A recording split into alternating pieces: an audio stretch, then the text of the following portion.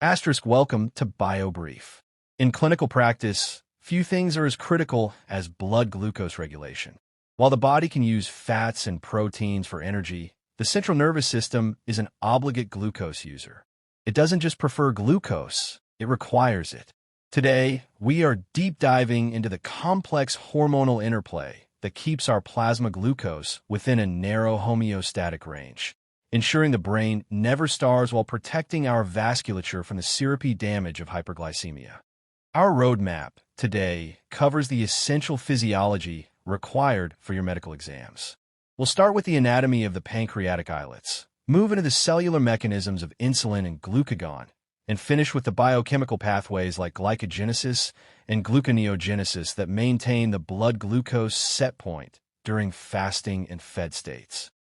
The pancreas is a dual-function organ, but for glucose, we focus on the islets of Langerhans. Note the cytoarchitecture. Beta cells are located in the center of the islet, allowing them to sense glucose levels first. Alpha cells surround them at the periphery. Delta cells act as the policemen of the islet, releasing somatostatin to inhibit both insulin and glucagon, providing a paracrine brake on the system. In the fed state, blood glucose rises. Glucose enters the beta cell via the GLUT2 transporter. Unlike other transporters, GLUT2 has a high counter score M, meaning its uptake is proportional to the glucose concentration in the blood. Inside the cell, glucose is metabolized to ADP. Rising ADP levels close the ADP-sensitive potassium channels.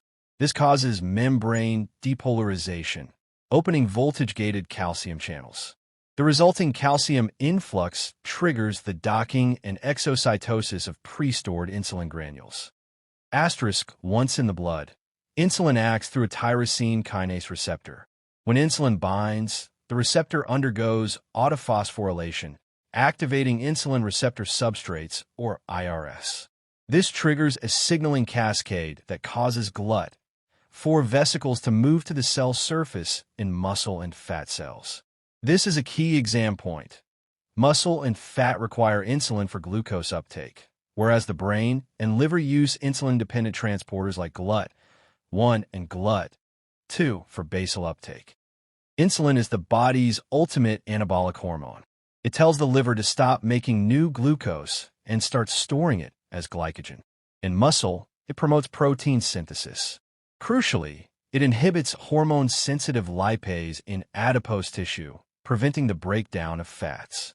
Clinically, remember that insulin also drives potassium into cells by activating the Na+/K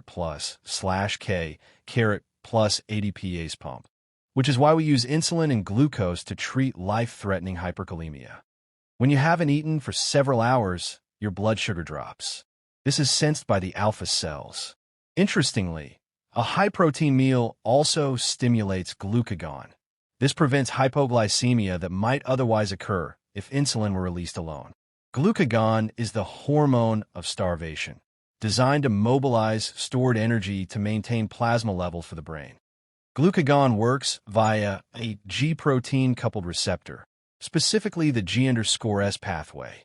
This activates adenylyl cyclase, increasing intracellular CMP and activating protein kinase A. PK then phosphorylates glycogen phosphorylase, the enzyme that breaks down glycogen. Simultaneously, it turns off glycogen synthase.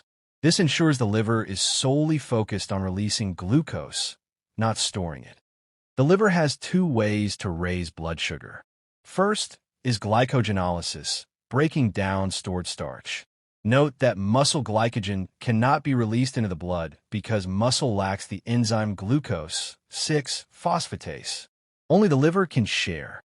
Second is gluconeogenesis.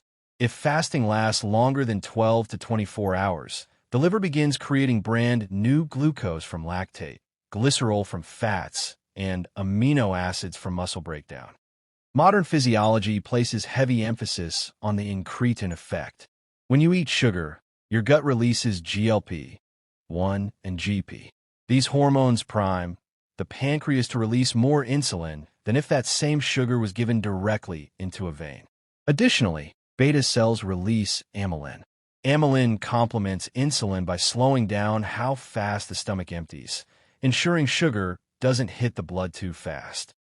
While insulin is the only major hormone that lowers blood glucose, several hormones work to raise it. Epinephrine provides an immediate boost during fight or flight. Cortisol provides a slower, sustained increase by inducing the enzymes needed for gluconeogenesis.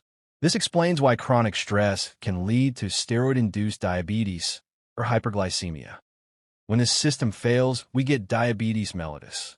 In type 1, the keys are missing because the beta cells are gone. In type 2, the locks are rusty. This is insulin resistance.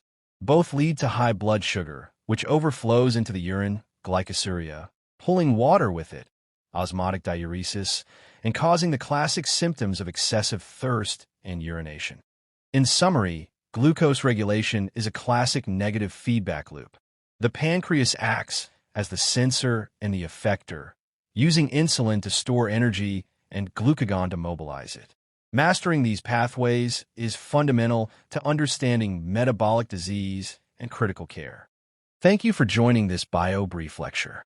If you found this breakdown helpful for your undergraduate studies, please subscribe to the channel.